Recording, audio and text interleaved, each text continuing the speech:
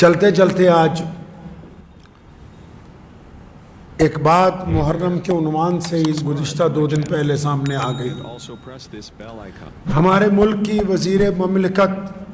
جو اقلیتی امور کی منتری ہیں محترمہ اسمرتی ایرانی صاحبہ، انہوں نے ایک بیان دیا آج سے 3 دن پہلے کہ آندھرا پردیش کا جو وقف بورڈ ہے وہ قادیانیوں کو یہ نہیں کہہ سکتا کہ آپ اسلام سے خارج۔ وقف بورڈ کہے یا نہ کہے یہ الگ بات، اتنی ذمہ دار عہدے پر جو بندہ بیٹھا ہو، یہ جو خاتون بیٹھی ہیں جو اقلیت کی وزیر ہیں، مائنورٹیز کی وزیر ہیں بھارت کے اندر، وہ قادیانیوں کے حق میں بیان دینے سے پہلے کیا یہ ضروری نہیں سمجھتی کہ یہ پتہ کر لیا جائے کہ یہ قادیانی جو اپنے آپ کو احمدی کہتے ہیں یہ ہے کس بلا کا نام، ہیں کون یہ؟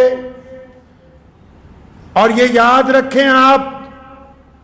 آپ کے پاس کوئی ایسی طاقت نہیں ہے کہ آپ کسی کو اسلام میں داخل کر دیں یا خارج کر دیں۔ یہ دنیا میں اللہ اور اس کے رسول کا جو دستور مسلمانوں کو ملا ہے، جس کو ہم قرآن اور حدیث کہتے ہیں، قرآن اور حدیث سے یہ طے ہوگا کہ کون بندہ مسلمان ہے، کون مسلمان نہیں ہے۔ کوئی بھی حکومت ہمارے ذاتی قانون کے اندر ہمارے اندر کبھی بھی دخل نہیں دے سکتی، پہلی بات۔ دوسری بات، عام لفظوں میں سمجھ لیں محترمہ صاحبہ کہ اگر کوئی آدمی، جس طرح آپ بھاجپا کی عہدے دار ہیں، اگر کوئی آدمی بھاجپا کی نیتیوں سے، بھاجپا کے سدھانتوں سے سہمتی نہ جتاتا ہو، پارٹی میں رہ کے پارٹی کے خلاف بات کرے تو آپ کیا کرو گے؟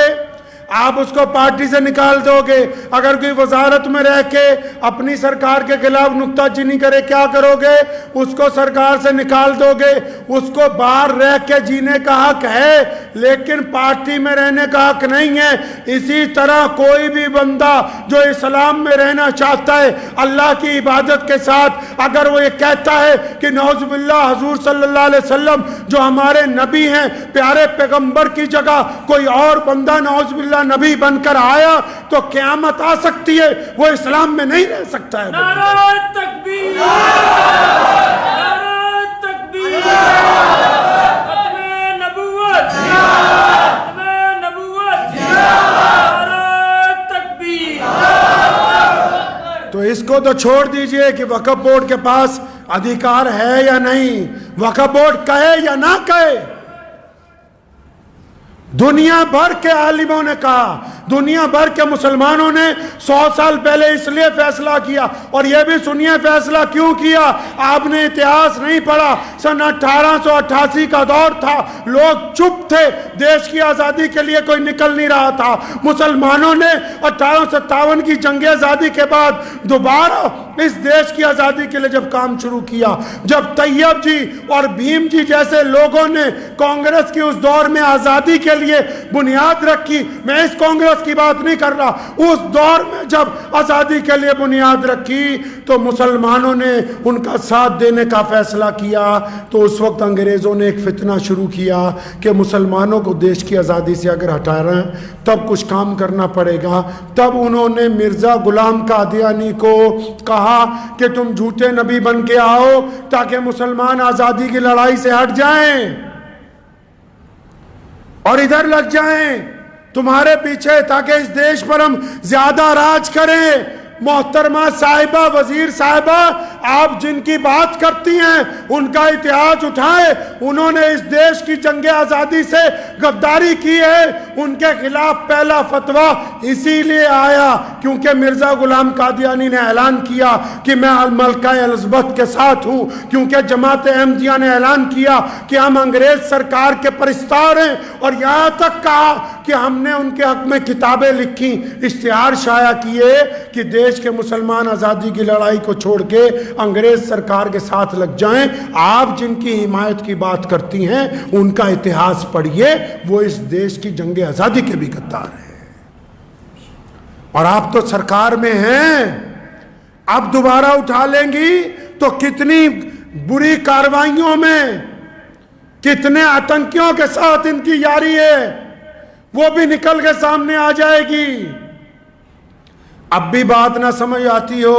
تو آخری گزارش کروں گا میڈیا کی طرف سے، پچھلے دنوں ہمارے دیش کے ماننیہ پردھان منتری صاحب نے ایک بات کہی،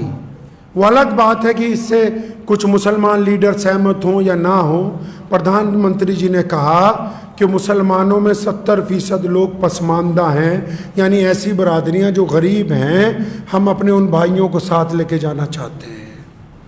تو سمرتی ایرانی جی، آپ کو میں یہ بتا دوں، یہ ٹھیک ہے، ہمارے ملک کے پردھان منتری جی نے کہا کہ پسماندہ ہیں، ہم چاہے اس بات کو مانیں یا نہ مانیں، آپ کے مطابق اگر مان لیں کہ 70% لوگ پسماندہ ہیں مسلمانوں میں، 30% دوسرے ہیں، تو ایک دفعہ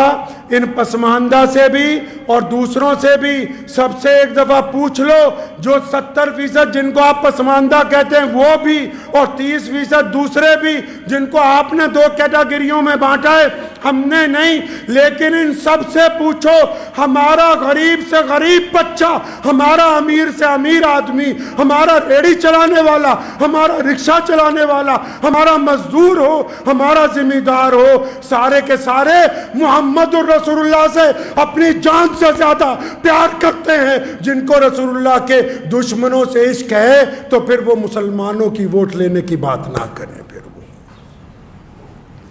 سیاسی طور پر بھی سمجھ لو کہ جن کی آپ بات کرتے ہیں گلے لگانے کی، ہم انکار نہیں کرتے، گلے لگانا چاہیے، ہونا چاہیے، اوپر اٹھنا چاہیے غریبوں کو، لیکن جن کو غریب کہہ کے یہ سمجھ رہے ہو کہ یہ غریب، ان کو قادیانی بنا لو گے، ارے مسلمانوں کی رگوں میں رسول اللہ کی محبت ہے، اگر ان ہماری بوٹیاں نوچ دو گے، اگر ایک ایک ٹکڑا بھی کر دو گے، تو رسول اللہ کی محبت ہمارے میں سے کوئی نہیں نکال سکتا ہے۔ تو یہ مشورہ پہلے سرکار سے بھی کر لیتی، جو ہمارے ساتھ اوپر تھوپنے کی کوشش کی قادیانیوں کو، سرکار سے بھی ایک مشورہ کر لیتے کہ پورے بھارت کے مسلمان، جو دنیا میں سب سے بڑی اقلیت ہے اس دیش میں، جن کو ہمارے پردھان منتری جی آج اپنی چھاتی سے لگانے کی بات کرتی ہے، اور یہ منتری ان مسلمانوں کی چھاتی پر نمک چھڑکنے کی بات کرتی ہے، پہلے وہاں تو پوچھ لیتے کرنا کیا ہے۔ جتنے مرضی حکم نامے جاری کر دو، کسی مرضی وقف بورڈ کو کر دو، اور وقف بھی جو ہے نا، یہ جو وقف کی جائیدادیں ہیں، یہ ہمارے خون پسینے کی کمائی ہے، یہ ان لوگوں کی جائیدادیں ہیں جو اللہ اور رسول کو ایک مانتے، انہوں نے دی ہیں، یہ کسی مرزا قادیانی کی چیلوں نے نہیں دی جائیدادیں، وقف بورڈ کی جو جائیدادیں، یہ اللہ اور رسول کو ماننے والوں نے وقف کی کہ ان کے پیسے سے، ان کے کرائے سے، ان کی آمدنی سے مسجدوں کا خرچہ چلے، ان کی آمدنی سے غریب بیواؤں کو راشن دیا جائے، ان کی آمدنی سے غریبوں کا علاج کروایا جائے۔ یہ اس لیے وقف کیا ہے، دیش کی جنگ آزادی کے غداروں کے لیے وقف بورڈ وقف نہیں کیے گئے ہیں۔